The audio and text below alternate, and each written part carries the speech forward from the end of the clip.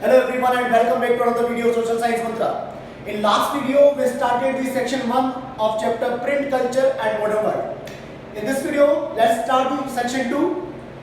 Print comes to Europe. In last video we discussed about that how did the print develop in China and Japan. Now from the eastern part the print come to the western side and the European countries. So what was the incident that were responsible for the arrival of print in Europe? Okay. So first of all, the 11th century, the Chinese paper reached through Silk Route. As you all know, the Silk Route is an ancient travel route and ancient trade route. Through this route, various silk and spices from China that traveled to the other parts of the world. Even Indian goods also traveled. And Indian goods also, the Indian traveler, Indian merchant used to make trade with the western side through the Silk Route. Okay? So through Silk Route was through the same trade route, the Chinese paper reached to the European part. Okay? This was the first thing, this was the first incident where the Chinese rubbing paper was introduced in the European part.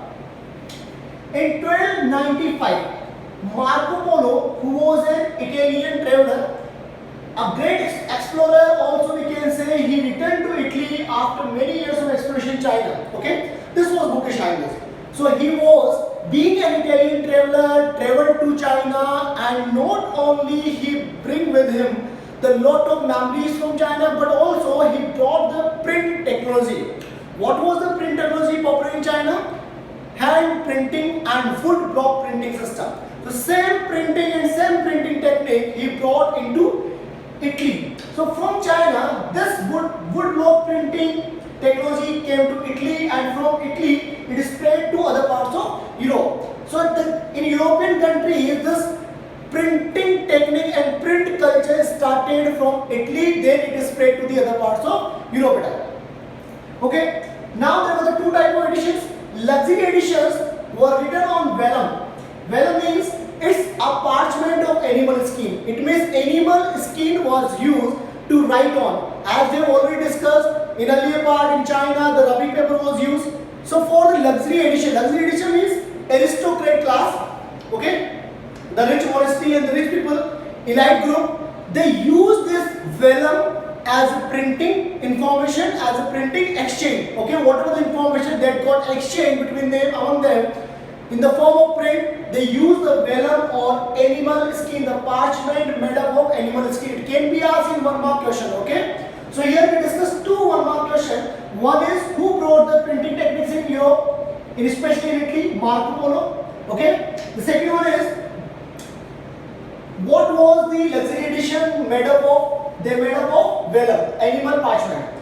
Cheaper copies, it means the merchant and the scholars, as well as we can say the students, they use the printing which was of cheaper edition. Cheaper edition must be written on folios, or you can say on leaves or plants and anything else, okay, which was of cheaper, which was less costlier than to the animal skin. Animal skin means an affair of richer people, okay, but they use the cheaper copies and cheaper editions by the merchant and by the scholars. So in this way the printing technology and printing culture started in European part.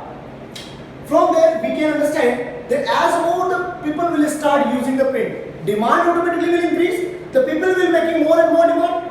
As a result, this arrow shows the increase in demand. When I give this arrow, it means decrease in demand. Okay? So this arrow shows that demands for the book, the people will start demanding more and more books. So the demand increase. As a result, export by bookseller. The bookseller start exporting the printed books to the other parts of Europe.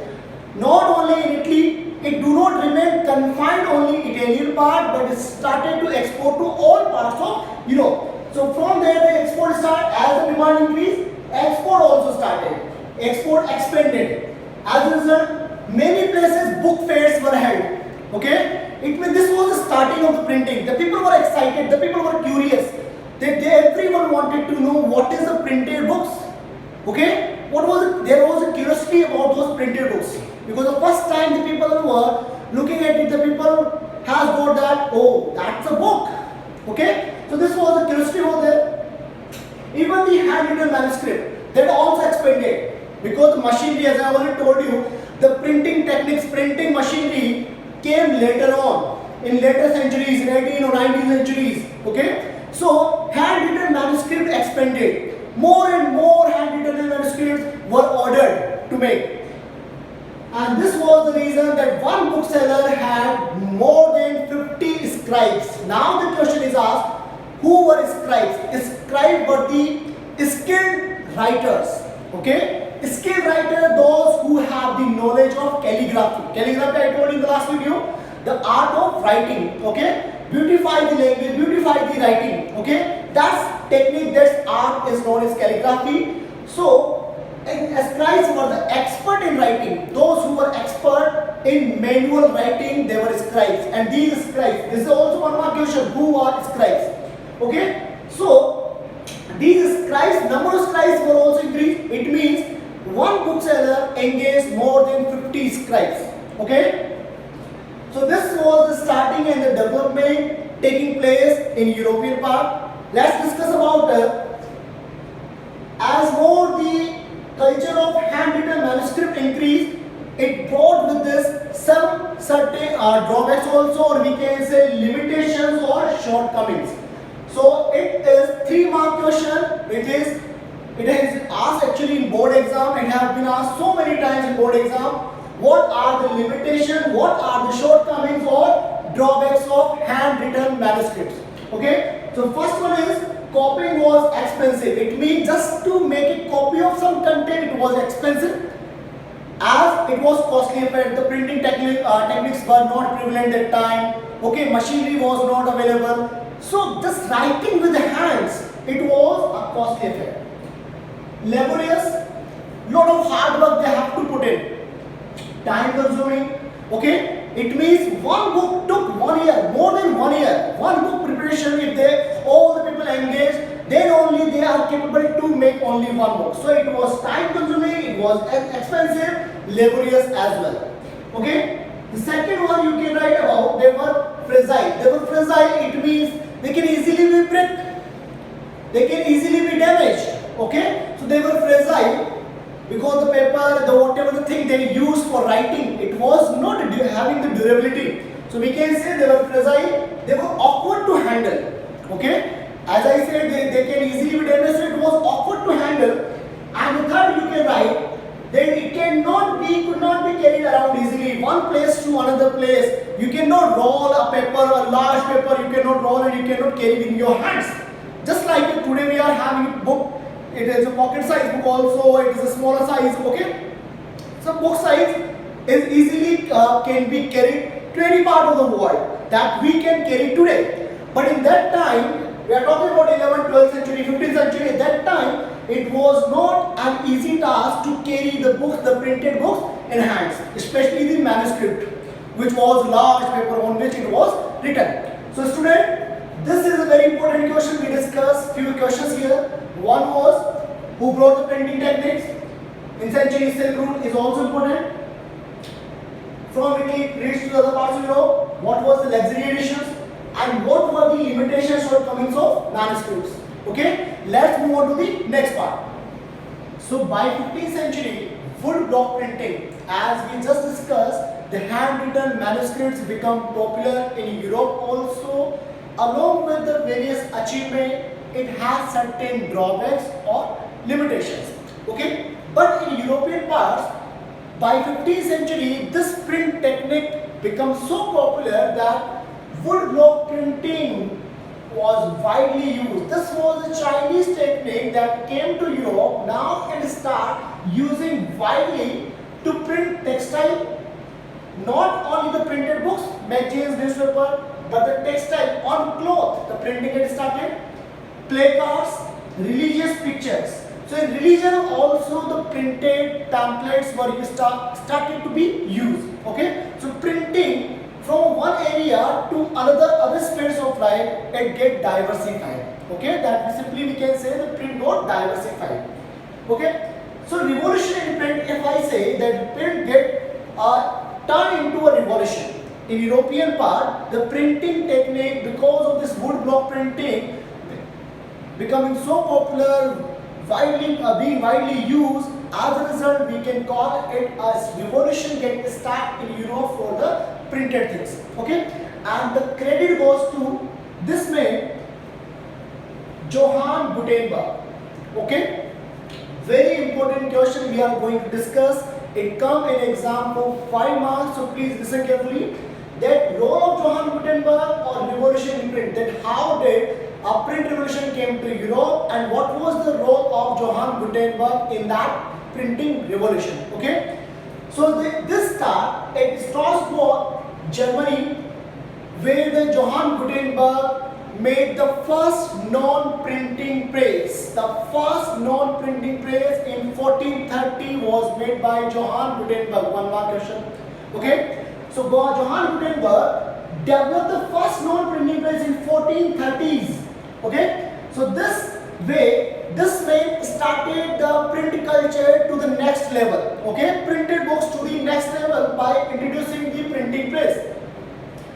And being a son of merchant, he was a son of merchant. He grew up on a large agricultural estate, and we can say he had seen olive trees, the wine trees since his childhood. So his childhood was interesting that he had seen the wood, olive trees, just I said, the wine trees. So he know that what is the capability of those wood blocks and how those wood blocks can be used. So once this technique get introduced in the Europe, he start thinking about them, and he was a son of a merchant as well as he know the agriculture estate, and he learned the art of polishing stones. Okay, he learned the art of polishing stone. Being a goldsmith, he know how the stone can be polished, how the metal can be molded for making letters or alphabets. Okay, so this art, okay, this skill of Johann Gutenberg, he turned this skill into the development of printing press and the innovation of the printing press. Okay, so that's so far we discussed that he has developed the first non-printing press. He was the son of a merchant as well. He had seen olive trees, wine trees since his childhood, so he know the use of the wood block as well. Being a son of a goldsmith as well, he know what is the art of polishing stones and how can the metal be molded for making letters or alphabets. Okay, so he acquired expertise to create lead molds for making trinkets. Just now I said that he know how the metal can be molded, as well this mold to cast metal types for the letters of the alphabet. Okay, already I explained. So the first book, with his skill, with his technique, with his art, he prepared first book, that was Bible. Okay, and this Bible took 3 long years to publish 180 copies.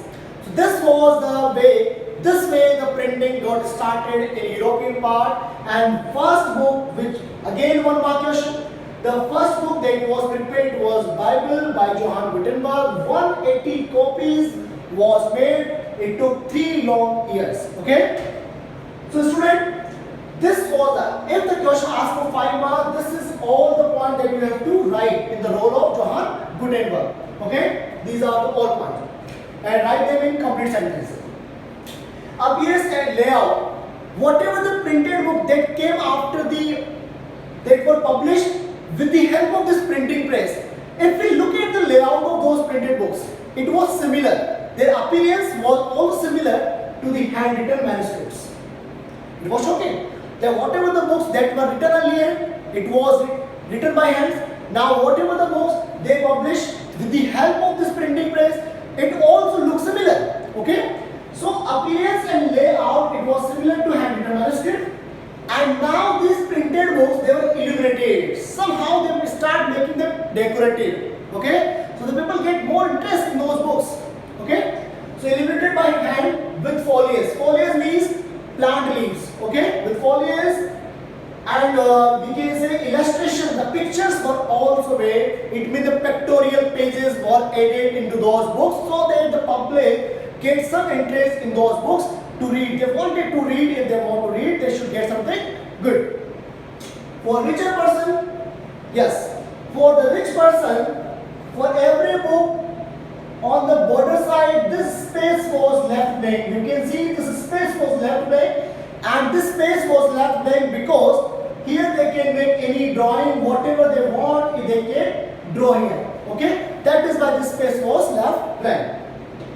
And in this way we can say the print culture get a boom in the European part, and then you can notice that 180 copies took 3 long years, but you just look at the condition here. It was in 1430.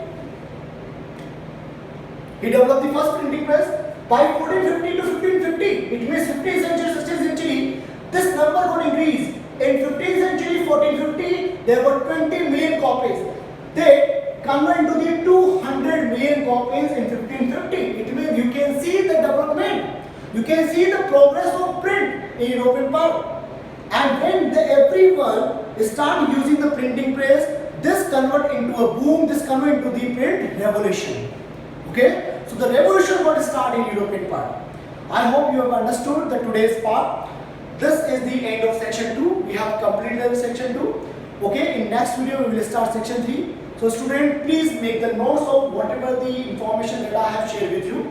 Okay, student, just revise the content. In next video we will start the another section, section number 3. Thank you.